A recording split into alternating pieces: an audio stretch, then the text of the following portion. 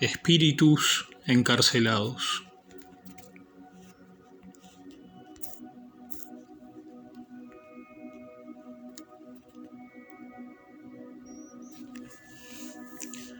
Porque también Jesucristo murió por los pecados una sola vez, el justo por los injustos, para llevarnos a Dios, muerto en la carne, pero vivificado en el Espíritu, en el cual también fue y predicó a los espíritus encarcelados, quienes en otro tiempo fueron desobedientes, cuando la paciencia de Dios esperaba en los días de Noé, durante la construcción del arca, en la cual unos pocos, es decir, 8 personas, fueron salvadas por medio del agua.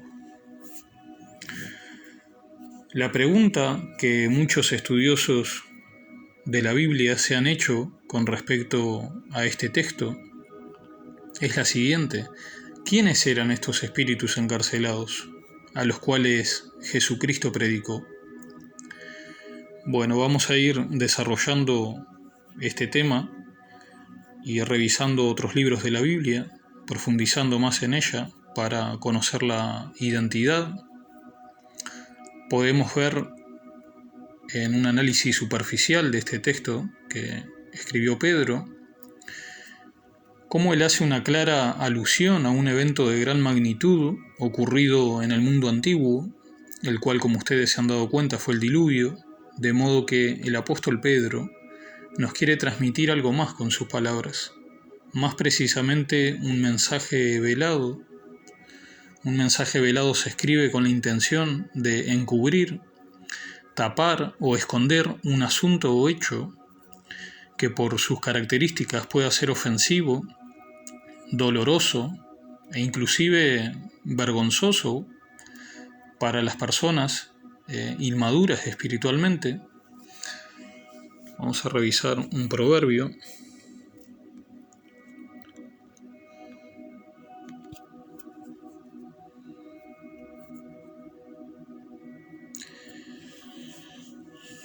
Gloria del Todopoderoso es ocultar un asunto, pero honra del Rey es escudriñarlo.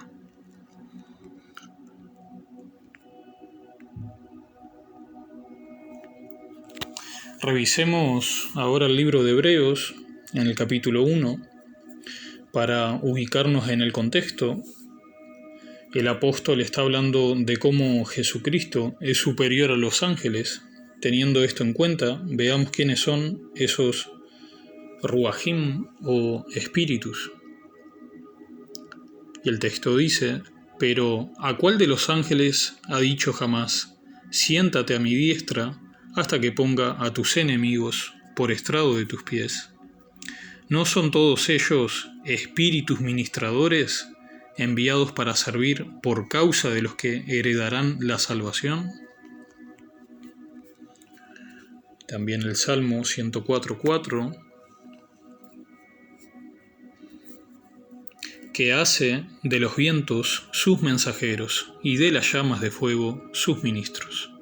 Fíjense en que acabo de leer la versión Biblia de las Américas y pueden corroborar otras versiones, por ejemplo la Reina Valera Gómez y la Reina Valera 1909, entre otras, y dice: el que hace a sus ángeles espíritus, sus ministros fuego flameante. Gracias a los varios testigos que hay en la Biblia podemos entender perfectamente que los espíritus encarcelados que menciona Pedro no son seres humanos, y para corroborarlo leamos otro testigo, a Salomón en Eclesiastés. Vamos a cerrar aquí. El texto dice: entonces volverá el polvo a la tierra como lo que era, y el espíritu volverá a Dios que lo dio. El ser humano fue formado del polvo de la tierra, como también lo menciona más en detalle el libro de Génesis. Aquí Salomón nos dice que el espíritu del hombre o mujer, luego de morir, regresa a su creador, es decir, a Dios.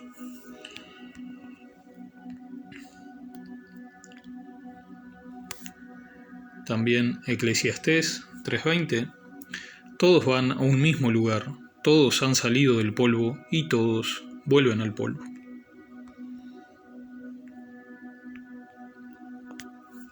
Y el Salmo 93, haces que el hombre vuelva a ser polvo, y dices, volved, hijos de los hombres.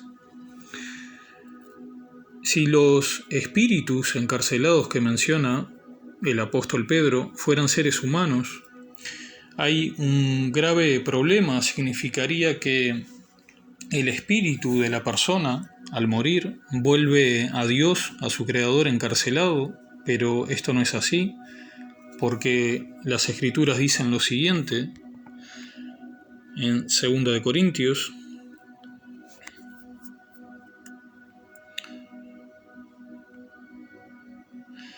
Ahora bien, Yahweh, el Espíritu Santo, y donde está el Espíritu de Yahweh, allí hay libertad.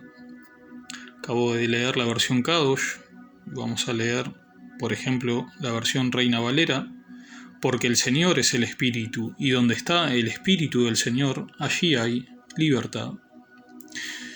De modo que la identidad de esos espíritus es clara, son ángeles. Para entenderlo mejor, hay que leer la segunda carta del apóstol Pedro y también a Judas, siervo de nuestro Señor Jesucristo. Vamos a cerrar este texto.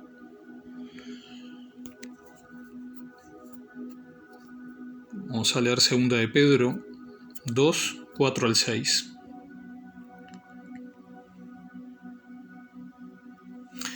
Porque si Dios no perdonó a los ángeles que habían pecado, sino que habiéndolos despeñado en el abismo más profundo, con cadenas de oscuridad, los entregó para ser reservados al juicio.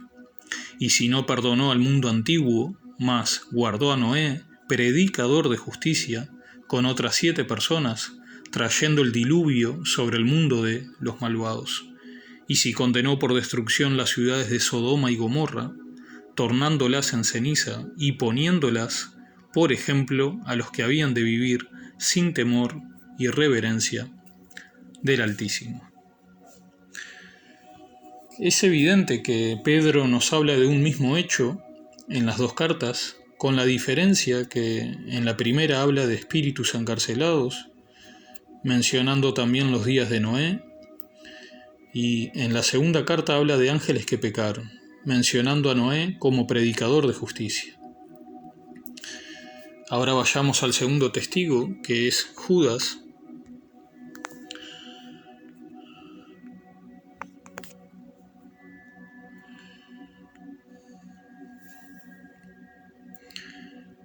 Y dice, y a los ángeles que no conservaron su señorío original, sino que abandonaron su morada legítima, los ha guardado en prisiones eternas, bajo tinieblas, para el juicio del gran día.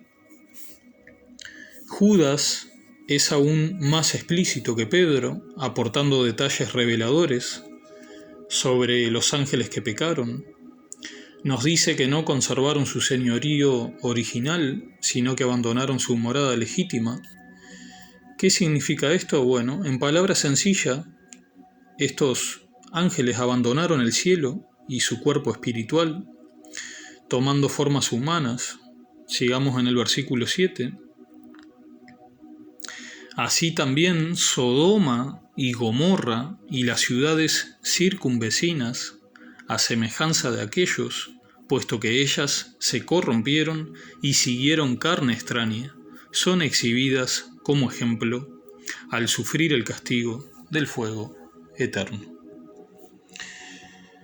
Vemos que primeramente son los ángeles quienes siguieron carne extraña al abandonar su morada original en los cielos y su cuerpo espiritual.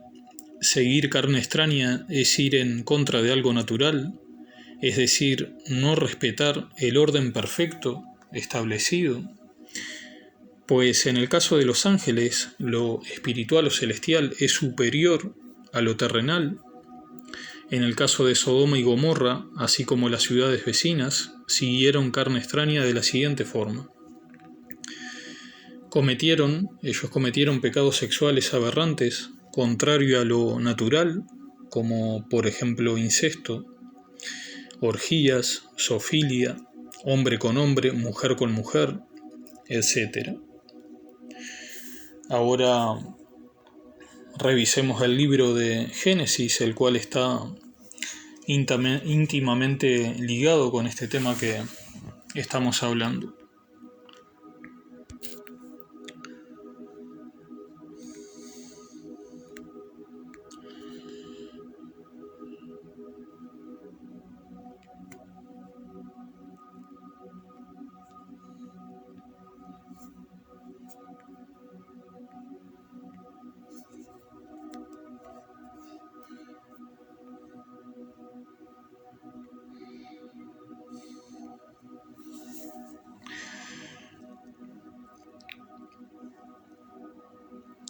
Habiendo, pues, comenzado los hombres a multiplicarse sobre la tierra y procreado hijas, viendo los hijos de Dios la hermosura de las hijas de los hombres, tomaron de entre todas ellas por mujeres las que más le agradaron. Vamos a hacer una pequeña pausa. La expresión hijo de Dios aparece en la Biblia con dos significados, ya sea para referirse a los creyentes, es decir, a los hijos de Israel, como también a los ángeles. Para poder identificar la identidad de los hijos de Dios mencionados aquí, en Génesis 6, hay que tener en cuenta el contexto de lo que estamos leyendo. Y veamos unos ejemplos.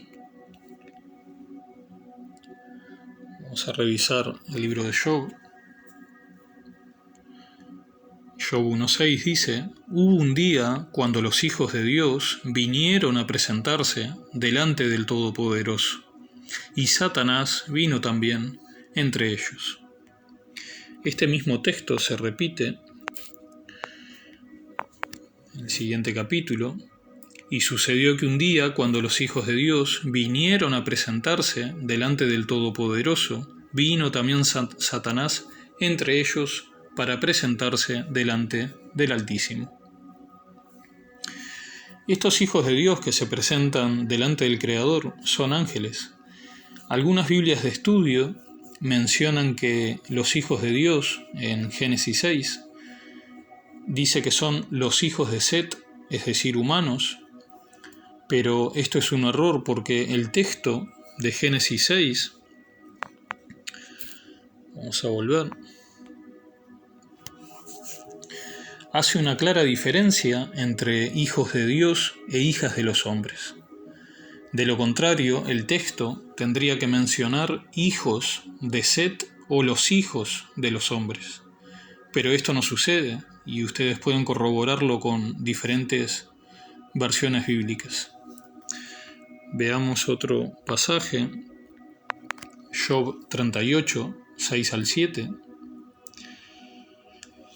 En el contexto, Job está hablando de la tierra, de su creación por parte del Todopoderoso.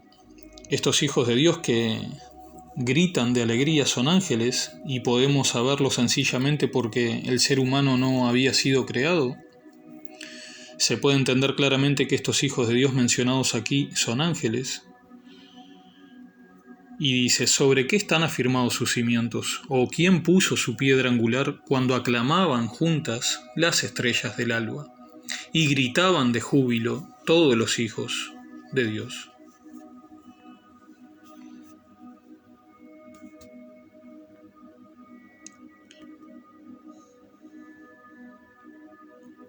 Vamos a cerrar. Vamos a volver a Génesis. El versículo 3. Dijo entonces Dios: no permanecerá mi espíritu en el hombre para siempre, porque es muy carnal, y sus días serán 120 años. Es interesante ver el decreto por parte del Todopoderoso. Le da un plazo de 120 años para que vivieran a los hombres, mujeres y los hijos que éstas llevaban en sus vientres, pues después de esto enviaría el diluvio que acabaría con sus vidas. Les puede parecer contradictorio teniendo en cuenta que el ser humano en esos tiempos vivía más de 500 años, como se menciona en Génesis 5, inclusive después del diluvio pasaba con facilidad los 150 años de vida. Lo cierto es que no hay contradicción, pues los 120 años fueron un plazo fijo dados a esa generación del mundo antiguo, y cumplido el plazo, sus vidas terminarían con el diluvio. También el Altísimo nos está revelando que le ha dado a la humanidad un plazo de 120 jubileos para gobernarse, es decir, 6.000 años. Y luego de esto viene su Hijo Jesucristo con poder y gran gloria. Continuamos en el versículo 4. Es de notar que en aquel tiempo había gigantes sobre la tierra, porque después que los hijos de Dios se juntaron con las hijas de los hombres y ellas concibieron, salieron a luz estos valientes del tiempo antiguo, héroes famosos. Este es el punto al cual Pedro, en su segunda carta, y Judas hacen referencia. Ángeles que pecaron y siguieron carne extraña. De modo que el texto es claro. Estos ángeles tuvieron relaciones sexuales con las mujeres de la antigüedad. Ellas quedan embarazadas y dan a luz a gigantes, también llamados Nefilim en hebreo. Ellos eran valientes del mundo antiguo, héroes famosos como menciona el texto. Estos engendros eran seres humanos híbridos, fruto de la unión entre ángeles y seres humanos. Pero bueno, no voy a extenderme más hablando sobre los Nefilim, porque en el próximo video, con ayuda del Todopoderoso, voy a hablar más en detalle y profundidad sobre este tema. Bien, muchos creyentes y estudiosos bíblicos de diferentes denominaciones alegan y afirman que los ángeles no pueden reproducirse. Ellos citan el libro de Mateo en el capítulo 22. Vamos a leer el versículo 29 y 30. En el contexto, Jesucristo les está respondiendo una pregunta a los saduceos, una secta judía que afirmaba no había resurrección. Y vamos a revisarlo.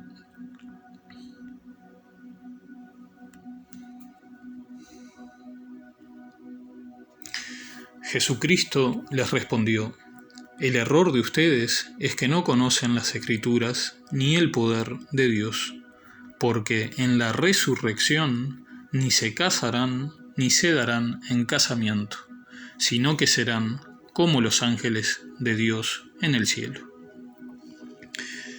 La pregunta que surge es la siguiente: ¿cómo son los ángeles en el cielo? El texto dice que no tienen necesidad de casarse ni darse en casamiento. Entonces, ¿cómo es posible que los ángeles de Génesis 6 se hayan juntado sexualmente con mujeres? Bueno, la respuesta está en el libro de Judas, el cual ya leímos unos versículos, pero quizás se le pasó por alto. El grupo de ángeles que bajó del cielo y abandonaron su morada original, sencillamente ya no eran ángeles del cielo. Se despojaron de su gloria celestial. De esta forma se entiende que ellos tomaron formas humanas para reproducirse, cometiendo un grave pecado. Volvamos a leer más detenidamente el texto. Vamos a volver a Judas. Y a los ángeles que no conservaron su señorío original, es decir, en los cielos, ¿verdad?, sino que abandonaron su morada legítima, los ha guardado en prisiones eternas, bajo tinieblas, para el juicio del gran día. Así también Sodoma y Gomorra y las ciudades circunvecinas a semejanza de aquellos quienes, de los ángeles que pecaron, puesto que ellas se corrompieron y siguieron carne extraña. Es decir, que primeramente los que se corrompen, ¿verdad?, son los ángeles, esos ángeles que abandonan su morada original en los cielos. O sea que lo que sucedió con los ángeles se volvió a repetir, pero con los seres humanos aquí en lo terrenal.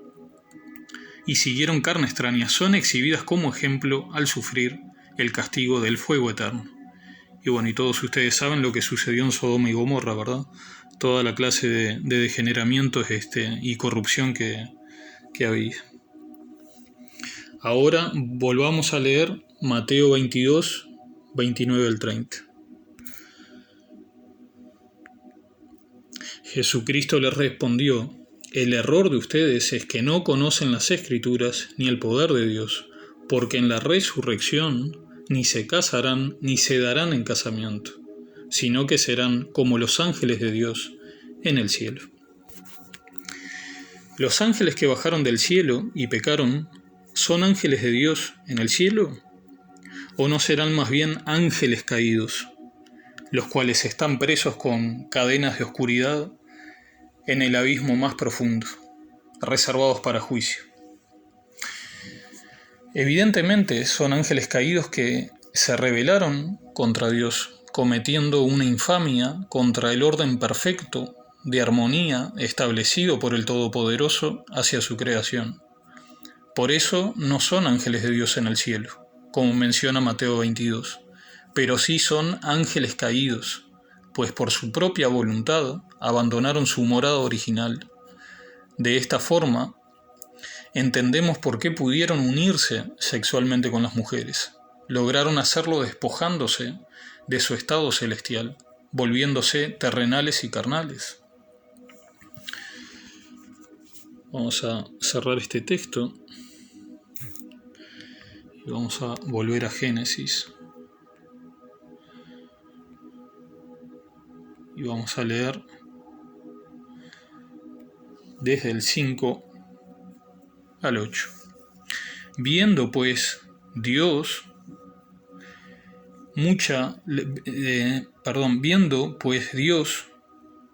bueno, aquí ser mucha la malicia, sin duda que es un error del texto. Viendo pues Dios la malicia de los hombres en la tierra, y que todos los pensamientos de su corazón se dirigían al mal continuamente, le pesó de haber creado al hombre en la tierra, y penetrado su corazón de un íntimo dolor. Yo raeré, dijo, de sobre la faz de la tierra al hombre, a quien creé, desde el hombre hasta los animales, desde el reptil hasta las aves del cielo, pues siento ya el haberlos hecho. Mas Noé halló gracia delante del Eterno. Observemos cómo toda la tierra se había corrompido delante del Creador, llenándose de violencia, al punto que no había lugar para hacer lo bueno.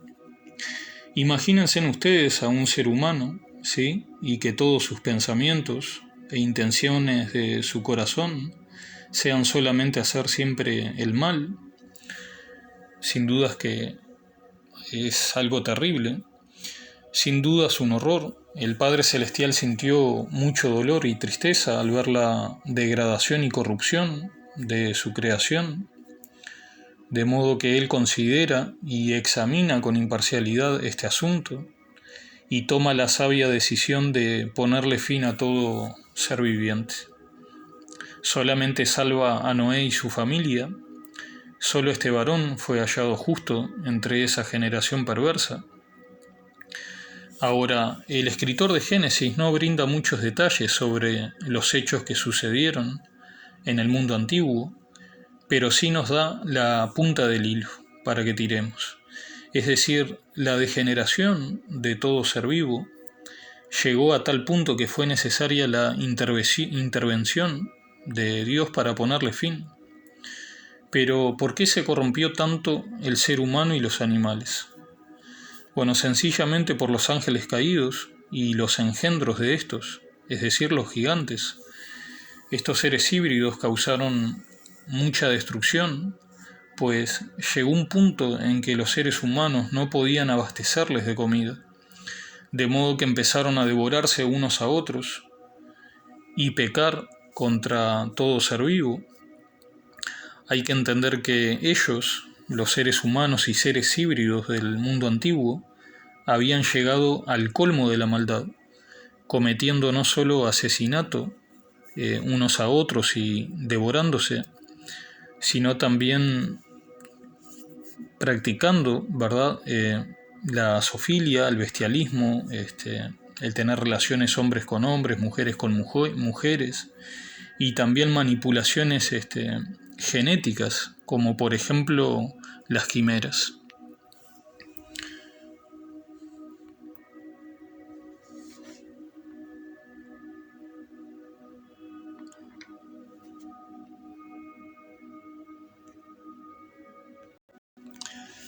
Es claro que el escritor de Génesis, así como Pedro y Judas, tenían un pleno conocimiento de lo sucedido antes del diluvio, pues sus relatos son muy similares y esto se debe a que conocían perfectamente el libro de Enoc. Ahora que conocemos la identidad de los espíritus encarcelados, surgen otras preguntas. ¿Por qué Jesucristo les predicó? ¿Acaso les predicó el Evangelio? ¿Y en qué momento y lugar lo hizo? Bien, lo que hizo Jesucristo no fue predicarles, si bien es cierto que muchas versiones bíblicas lo mencionan. Esto se debe a una mala traducción. Vamos a revisar, por ejemplo, la versión Kadosh,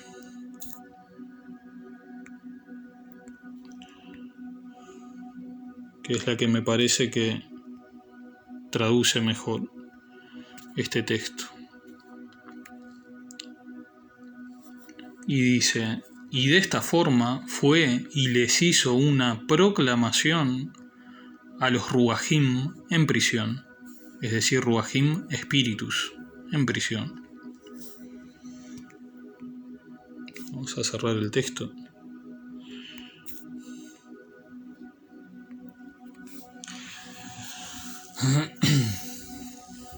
Revisemos el significado primeramente de predicar.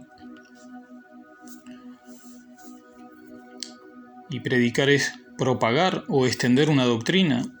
Hay que entender que el Evangelio no es para los ángeles. Ellos son seres espirituales en los cielos, con cuerpos poderosos y gloriosos, que en nada se asemejan a nuestros cuerpos carnales, débiles y sujetos a la muerte. Por eso es que los ángeles caídos no tienen salvación, porque ellos debían ser servidores de la humanidad y no lo contrario.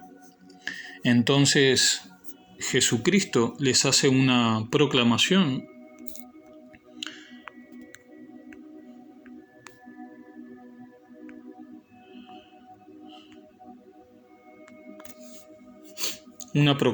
es una notificación o anuncio de un asunto muy importante en voz alta, públicamente, y se hace de una forma solemne.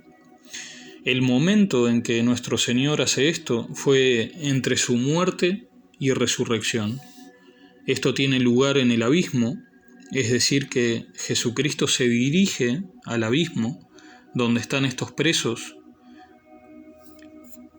y les hace una viva proclamación.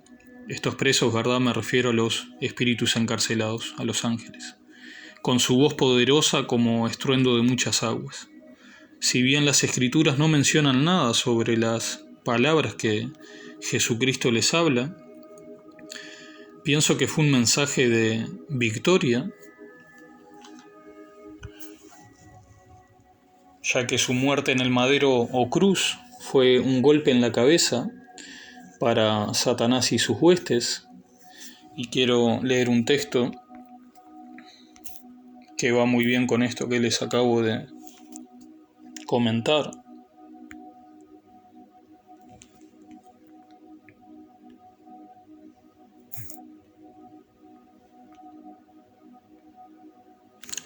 Devorada ha sido la muerte en victoria. ¿Dónde está, oh muerte, tu victoria? ¿Dónde, oh sepulcro, tu aguijón?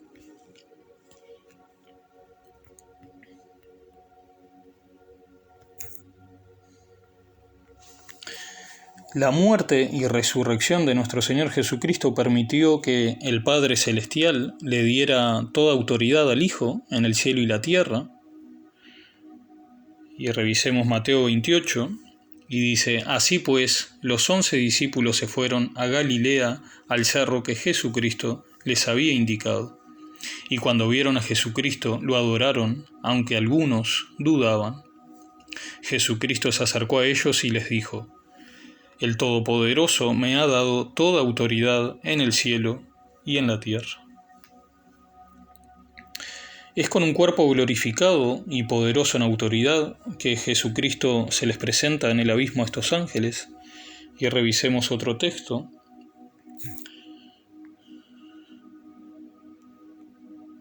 Juan en el capítulo 17. Jesucristo habló de estas cosas y levantando los ojos al cielo dijo: Padre, la hora ha llegado. Glorifica a tu Hijo para que también tu Hijo te glorifique a ti, como le has dado potestad sobre toda la humanidad, para que dé vida eterna a todos los que le diste. Y esta es la vida eterna, que te conozcan a ti, el único Dios verdadero, y a Jesucristo, a quien has enviado. Yo te he glorificado en la tierra, he acabado la obra que me diste que hiciera. Ahora pues, Padre, glorifícame tú al lado tuyo, con aquella gloria que tuve contigo antes de que el mundo existiera. Y es que de esta forma triunfa sobre ellos. Y revisemos ahora Colosenses, capítulo 2. Antes ustedes estaban muertos en sus pecados. Aún no se habían despojado de su naturaleza pecaminosa, pero ahora el Altísimo les ha dado vida juntamente con Él, y les ha perdonado todos sus pecados, ha anulado el acta de los decretos que había contra nosotros, y que nos era adversa. La quitó del medio y la clavó en la cruz.